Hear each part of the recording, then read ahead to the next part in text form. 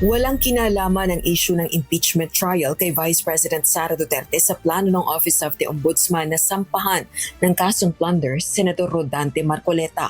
Ito ang tugon ni House Impeachment Trial spokesperson at advisor Robert Ace Barbers matapos ang pinakahuling pahayag ng senador kaugnay ng issue. Ang isa pa pong inaasahan nila ay hindi na po ako makakasali doon sa impeachment proceedings na nakatakda pong magsimula sa susunod na linggo.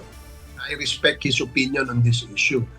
But this has nothing to do with the impeachment. Yang kasong kakaharapin o ipapataw sa kanya ay sa aking paniwala personally na walang kinalaman dito sa usapin ng impeachment. Naniniwala rin si Barbers tila may pagtatangkang i-divert ang issue. This is probably a strategy, both legal and maybe a diversionary strategy.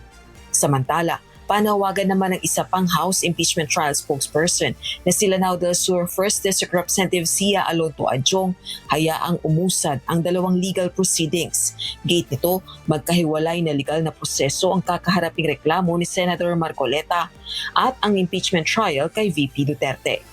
Rosalie Coz, humahataw sa balita ngayon.